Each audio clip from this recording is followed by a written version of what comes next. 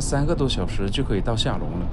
车子开出来1个半小时以后，天空就开始变得晴朗，空气的质量指数也变成了绿色。下龙湾是一个非常出名的旅游度假胜地，爱旅游的人估计没几个不认识的。这里的枫林塔岩溶，也就是桂林的那种山了。最大的不同就是这里的山是泡在海水里的，这也是世界上独一无二的。即使别的地方也有这种现象，例如泰国的甲米就有，但在下龙湾这里是全世界面积最广和数量最多的。现在看是这些山泡在了水里，但实际上是2000多万年间海水慢慢入侵陆地的结果。因此这里有锥形的蜂虫、喀斯特枫林，还有很多古老的岩溶洞、海蚀洞。我后面的行程里也参观了这种洞穴，还划船近距离地穿过了岩洞，感觉还是挺难忘的。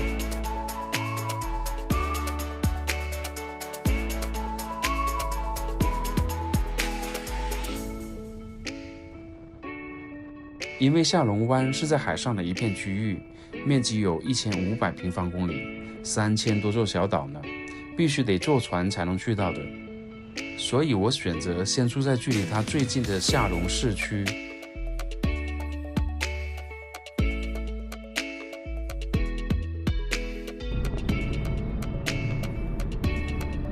到这里的时候已经是下午的4点多了，看着这些密密麻麻的房子，还有这些闭着门或者闲置了的商铺，还有一个零游客的游乐园的门口，真是让我怀疑自己走错了地方。吸取了河内的教训，虽然打算在这边待7天，我也只是先预定了2天的酒店，等看一下实地的情况，再去预定后面的吧。画面中看到的这些类似小商品批发市场一样的房子，就是这2天的酒店所在地，房价是190块钱1晚。房间就是国内的那种商业公寓，连装修的风格和质量都很是相似。沐浴房里面的水流不出去了，居然想到的办法就是将玻璃割开，让水流到外面去。但是外面的下水也是不灵，所以原来设计的所谓干湿分离，最后就变成了有水同享。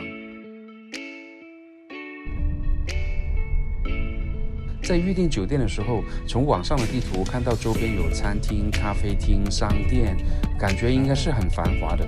因为生病了，本来也只想过来先休息2天，在酒店附近吃吃喝喝躺躺的就够了。结果这些店倒是有的，但是全部都关着门。按照酒店老板的说法，现在是淡季，但是这也淡得太淡了。附近总该有吃饭的地方了吧？有是有的，但是整一条石阶没看到2个吃客，感觉我们2个就是2条小鱼，被满池的大鳄给盯着，完全都不敢进去，怕不够他们塞牙缝。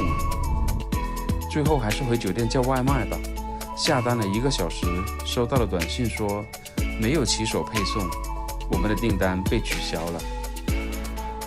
这家酒店就在一道大桥的附近，老板说大桥的另一头才是本地人生活的地方，但是那边很破、很旧、很烂，让我们不要去。听他这样子说，我们马上打车出发了。这边很新很现代，刚刚的那段航拍就是在靠海边的公园拍到的。沿海的这条道路特别的有味道，还有一座博物馆和造型像一只海豚的展馆，还有一座坐落在湖中心的石灰岩山。然而这边还是没有人，游客更是极少看到。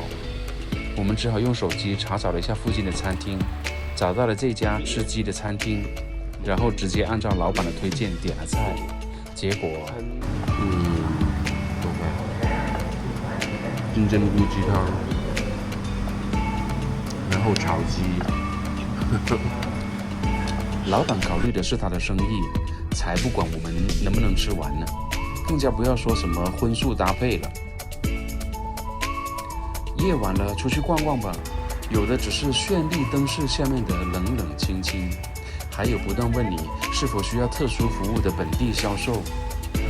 目前为止，对这里真的是有点失望了。冲着下龙湾这个名字来的，心里面想象的阳光海滩，实际上变成了钢筋森林，哪哪都是商品房。也许只有真正的坐船去下龙湾，才能够把这个印象分拉高一点吧。酒店的老板是一个很精明的咸港人，到下龙这里来开酒店。他说台风之前有很多人来这里投资，台风过后呢，因为担心这种天灾风险，他们都撤资了。这边的房子也都是像中国这样单间的出卖给个人，然后他们再去整栋的把它租下来，注册成酒店。房间在出售的时候就已经带有装修的了，他们的投资不需要多大。也许搞活经济最好的方法就是让每一个人都变成商人吧，但是生意人都是注定逃不过焦虑的，这就不难理解为什么社会事件越来越多了。邮轮的职员帮忙将行李搬上小船，30分钟之后就能够去到邮轮那边。同行的团友清一色都是来自欧美，年龄大多都是在50-60以上的了。这个邮轮的管理很是专业，从入住的安排到餐桌的分配，再到上菜的服务，的确能够看得出来，他们都是身经百战的了。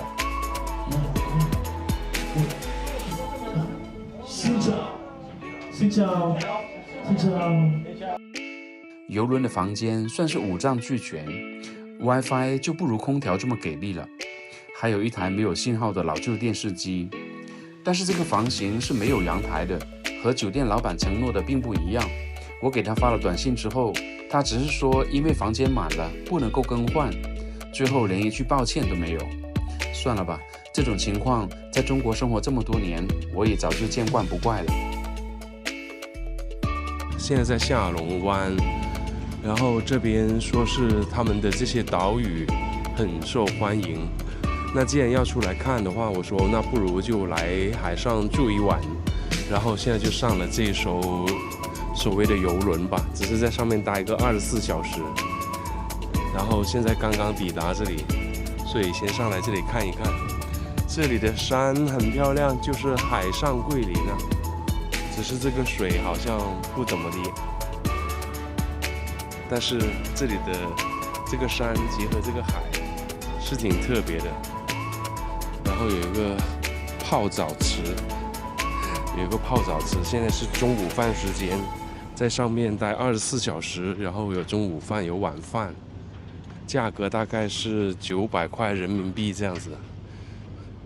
河内的空气实在是太差了，所以能够离开那里，我简直就是想用逃离来形容。所以到现在你还听到我的声音都是有一些变化，因为在河内的时候就已经嗓子开始痛，然后就不舒服，然后一直到来到这个下龙湾这里已经2天时间了才恢复过来。现在还可以看见下龙湾的那个镇区，就是这一种邮轮。现在我们这个邮轮只是2层的这种小邮轮。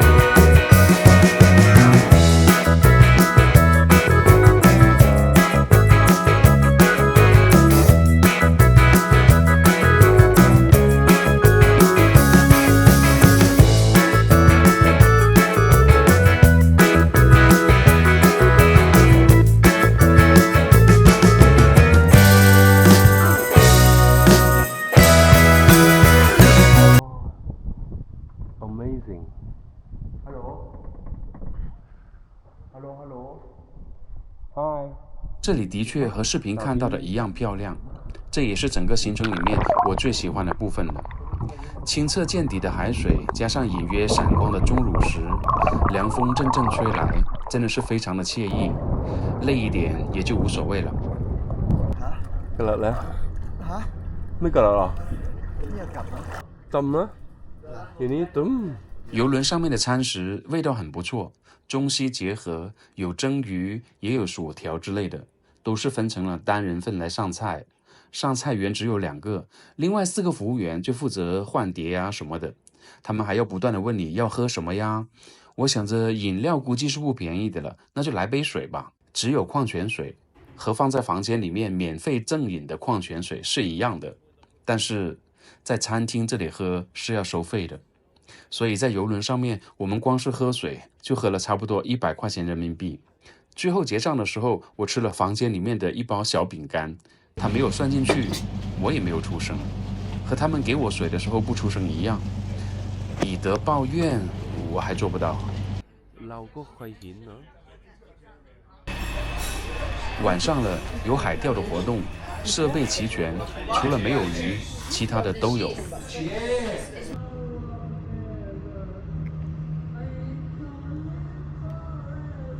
游轮夜晚不再行驶了，停在了距离市区不远的港口。其他的游轮也是停在这里的，数量还真的是不少，还有一些唱起了卡拉 OK。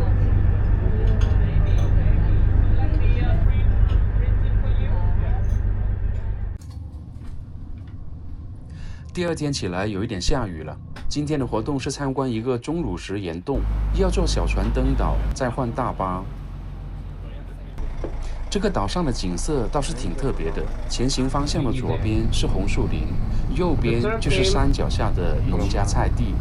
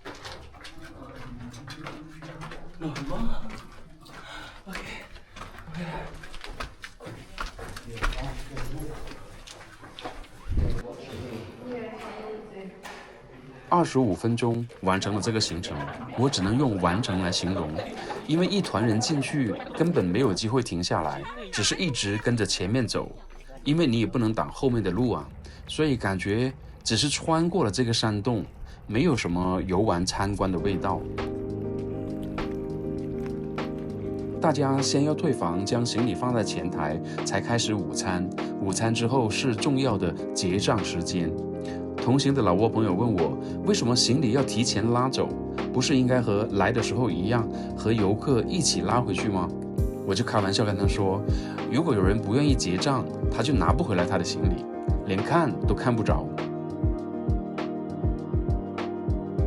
其实开玩笑的，他们是提前拉行李回岸边了，然后按房间的号码分好在那里，游客一下船不需要等待，就可以领他的行李离开了。我倒是真的很想离开了，本来上游轮图的就是一个懒得动，现在这样全是在坐着小船走来走去，所谓的游轮只是一个停泊在港口的酒店而已。如果住在陆地上，一样是可以玩这些项目，看这些美景的。这些行程并不能够体现游轮的优势和价值啊。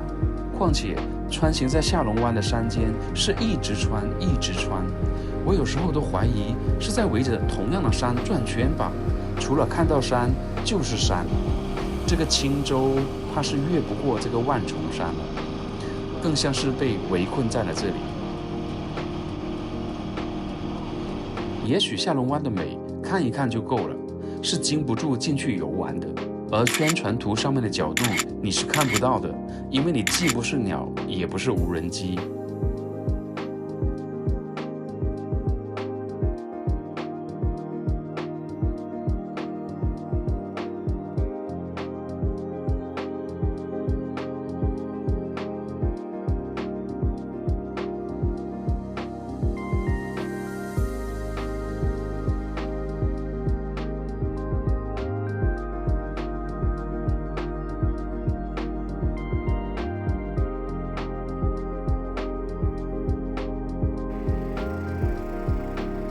回到市区之后，果断的选择住到了酒店老板说的那个又破又旧又烂的本地人居住的地带。酒店300块钱一晚，算得上是星级的海景房。但是周边还是没有人，外卖也是拒绝配送。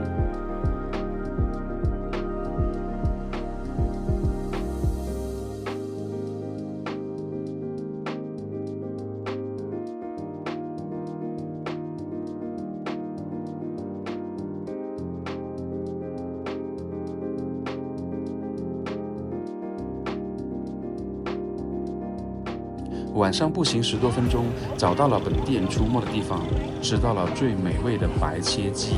我真的是快吃了半只这么多，因为它和我家乡一样，都是属于硬质口感的鸡肉。